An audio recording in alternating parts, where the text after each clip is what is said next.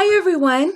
Today I want to show you an easy way to give your furniture and home decor items that distressed, weathered, vintage, shabby look. Yeah, you guessed it. I really don't know what to call it, but let's head on over to my craft table and I will show you. Some of you may already be familiar with the Crackle technique. My friend Jen Evers recently did a video showing how to do this for paper crafting. The difference between what she showed you and what I'm going to show you is that instead of using the acrylic paint that you get in these little bottles for crafting, you're going to be using something like Valspar. You're going to be using the same kind of paint that you would paint the walls of your house with.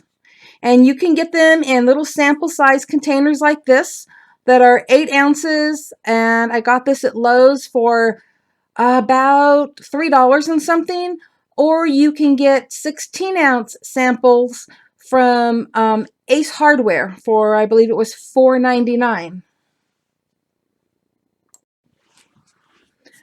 You will also be using Elmer's glue. My hubby picked this up for me, and it's Elmer's Glue All multi-purpose glue, and it works awesome. I have heard the regular Elmer's glue works just as well. So that you will have to try on your own. These are the colors that I have been using, and actually did not use the pink ones on the ones that I'm going to be showing you today. And then I took some pieces of cardstock and I did samples. So you always put the dark one in the back, the light one in the front. I'm going to show you how to do this. But I just suggest that you make yourself some little samples, and you can still use this for paper crafting. It kind of makes it leathery, which is kind of nice.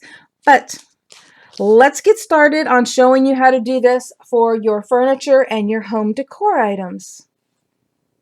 Since it's a little difficult for me to do a coffee table or a chair on camera, I'm going to use this cutting board that I picked up at a yard sale. I might have paid 25 cents for this. So I'm going to be painting that. I've got it sitting on wax paper because that's easiest for me for cleanup. I can just throw it in the trash. And the first thing I'm going to do is put on the darkest paint. And the paint that I'm going to be using is this green. It's kind of a sage green. Actually, I can tell you the exact name of it. It's Sage the Day. Okay, and you can use a sponge brush or a paintbrush of any kind. I'm going to be using the sponge brush, and I'm going to fast forward this for you while I get it done.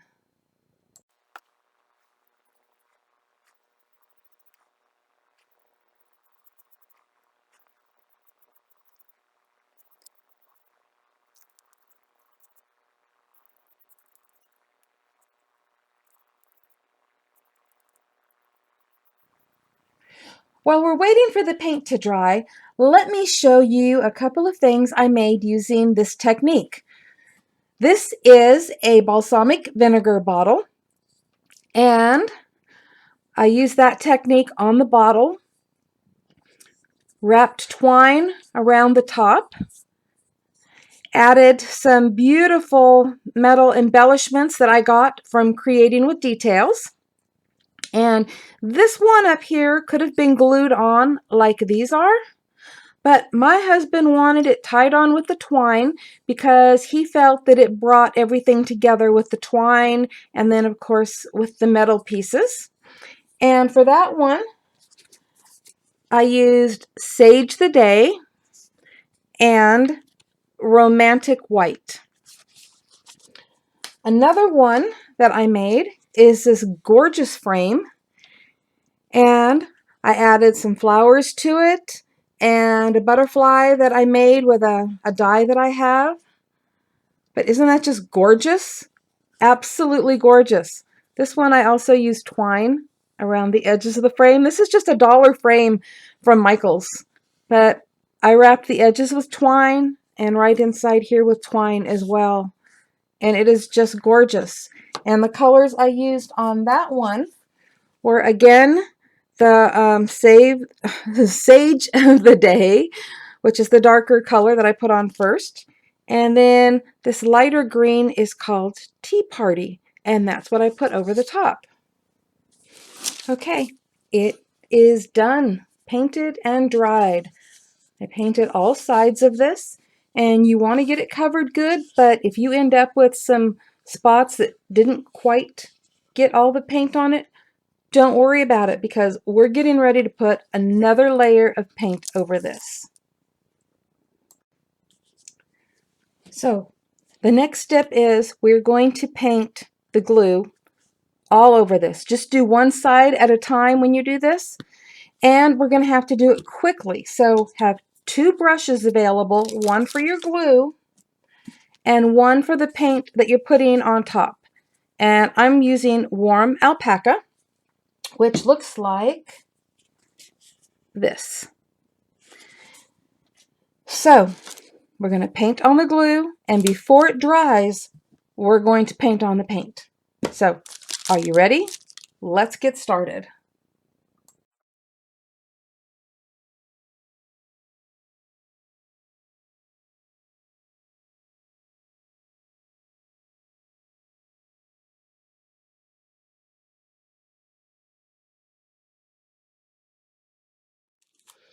As you can see, I'm painting the glue on thick enough so that you can see it. You don't want it to be so thin that it dries immediately.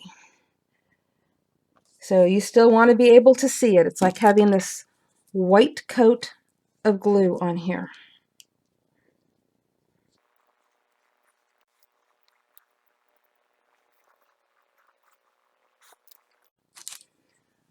Okay, now it's time for the paint. And you're just going to paint it on right over the top. Just like that, right over the wet glue. I hope you all can see this good.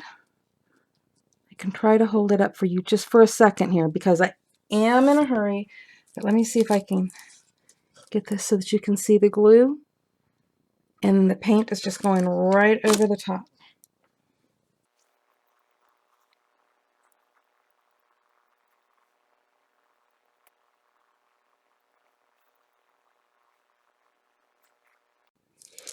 Okay, now we're going to let this sit, and I'll actually take a picture every once in a while, turn the camera on, so you can see what happens as it dries.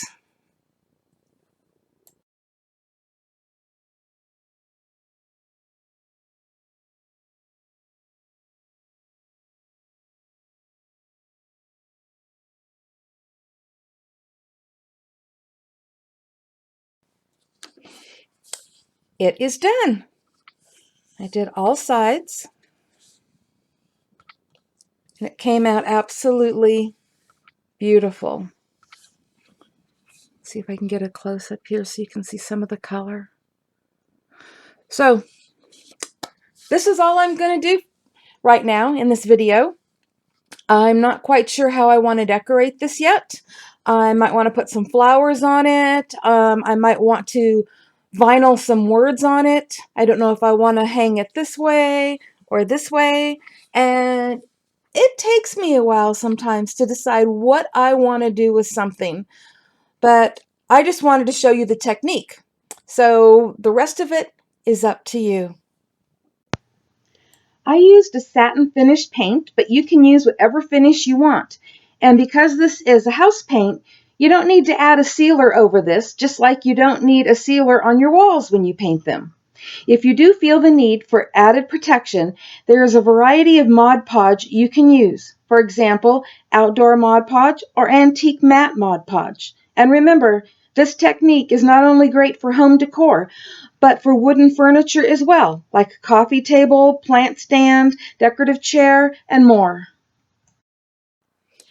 Well, I hope I inspired you to try this technique because there are so many things you can use this on, and it is absolutely awesome.